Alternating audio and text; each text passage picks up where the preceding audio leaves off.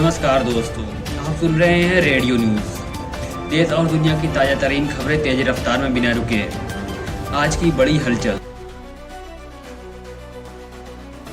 क्या एक सुपरस्टार सिर्फ अपनी फिल्मों से करोड़ों दिल जीत सकता है या वो पूरे राज्य की किस्मत भी बदल सकता है? आज तमिलनाडु ने इसका जवाब दे दिया है। 2 बार राजभवन से खाली हाथ लौटे विजय अब तीसरी बार अपनी पूरी फौज के साथ आ रहे हैं। बहुमत मिल चुका है, विरोधियों के मंसूबे फेल हो चुके हैं। दोस्तों, तमिलनाडु चुनाव 2026 के नतीजों ने पूरे देश को चौंका दिया। जिस पार्टी को लोग कल तक सिर्फ एक फैन क्लब समझ रहे थे, आज उसी टीवीके ने 119 सीटों के साथ बहुमत हासिल कर लिया है। आज के इस बुलेटिन में हम बात करेंगे थलपति विजय की उस रणनीति जीत की जिसने 50 साल पुरानी द्रविड़ राजनीति की जड़ें हिला दी हैं। आखिर वो कौन सी ताकतें थी जो विजय को रोकना चाहती थी और कैसे कांग्रेस से लेकर छोटी पार्टियों ने विजय का हाथ थाम लिया? चलिए जानते हैं पूरी कहानी। तमिलनाडु विधानसभा में कुल 234 सीटें हैं और बहुमत के लिए चाहिए 118 का आंकड़ा। विजय की पार्टी टीवीके ने अपने दम पर 108 सीटें जीतकर सबको हैरान कर दिया है। हालांकि विजय खुद 2 सीटों से जीते थे तो 1 सीट उन्हें छोड़नी पड़ी, जिससे यह आंकड़ा 107 पर आ गया। यहीं से शुरू होता है असली खेला।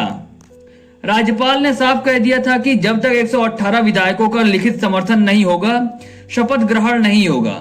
लेकिन विजय डरे नहीं। उन्हें साथ मिला कांग्रेस के 5 विधायकों का, वीसीके के 2 विधायकों का, सीपीआई के 2 विधायकों का, सीपीआईएम के 2 विधायकों का। कुल मिलाकर यह आंकड़ा पहुंच जाता है 119 का, जो बहुमत से 1 ज्यादा है। दोस्तों, पिछले 3 दिनों में राजभवन में जो हुआ वो किसी थ्रिलर फिल्म से कम नहीं था। थलपति विजय 6 और 7 मई को राज्यपाल राजेंद्र आलेंकर से मिलने गए थे। नियम कहता है कि सिंगल लार्जेस्ट पार्टी को सरकार बनाने का न्योता मिलता है और फिर 15 दिन में बहुमत साबित करना होता है। लेकिन यहाँ नियम बदल दिए गए। राज्यपाल ने 2 बार विजय को लौटाया और कहा, पहले 118 विधायक लाओ। दोस्तों, आरोप लग रहे हैं कि राज्यपाल ने आरएसएस और बीजेपी के दबाव में विजय को परेशान करने की कोशिश की। लेकिन विजय के समर्थकों ने लोक भवन के सामने ऐसा प्रदर्शन किया कि पुलिस को कई लोगों को हिरासत में लेना पड़ा। अंत में विजय ने अपना मैजिक नंबर पेश कर दिया। अब जब सरकार बन रही है तो चर्चा है कि विजय की कैबिनेट कैसी होगी। सूत्रों के मुताबिक वीसीके को 1 मंत्री पद दिया जा सकता है। सीपीआई और सीपीआईएम को 2-2 मंत्री पद मिलने की संभावना है। कांग्रेस को भी अहम मंत्रालय मिल सकते हैं। विजय ने यह समर्थन बिना शर्त लिया है, लेकिन छोटे दलों को साथ रखना उनके लिए सबसे बड़ी चुनौती होगी। दूसरी तरफ डीएमके और एआईएडीएमके की हालत पतली है। कांग्रेस का साथ छूटते ही स्टालिन इतने नाराज हुए कि उन्होंने लोकसभा में अपने सांसदों की सीटें तक बदलने की मांग कर दी है। ये सवाल सबके मन में है कि 2 साल पुरानी पार्टी ने इतना बड़ा उलटफेर कैसे कर दिया। जवाब है कि विजय का स्टारडम और उनका फैन बेस। विजय ने कोई बड़ी रैली नहीं की, बल्कि अपने फैन क्लब्स को सोशल सर्विस यूनिट में बदल दिया। उनकी फिल्मों में भी हमेशा समाज सुधार की बात होती थी, जिससे लोग उनसे कनेक्ट कर पाए। उनका मैनिफेस्टो भी काफी अट्रैक्टिव था, जिसमें आम आदमी की शिक्षा, स्वास्थ्य और भ्रष्टाचार मुक्त शासन का वादा था। तमिलनाडु की जनता पुरानी पार्टियों के आपसी झगड़ों से थक चुकी थी और उन्हें विजय के रूप में एक साफ सुथरा विकल्प नजर आया।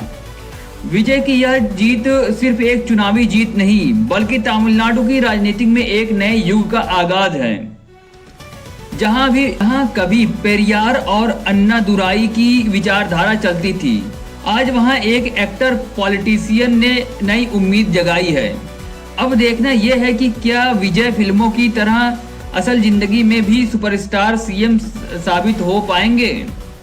इतिहास गवाह है, जब जनता बदलाव भी राजभवन उसे नहीं रोक सकता। थलपति विजय अब मुख्यमंत्री बनने की राह पर हैं। आपको क्या लगता है, क्या विजय तमिलनाडु को एक नई दिशा दे पाएंगे या ये सिर्फ एक और गठबंधन सरकार बनकर रह जाएगी? अपनी राय कमेंट बॉक्स में जरूर लिखें। वीडियो को लाइक करें, शेयर करें, हमारे चैनल को सब्सक्राइब करना ना भूलें ताकि बंगाल से तमिलनाडु तक की हर अपडेट आप तक पहुंचती रहे। मिलते हैं किसी और अपडेट में, तब तक के लिए धन्यवाद। जय हिंद।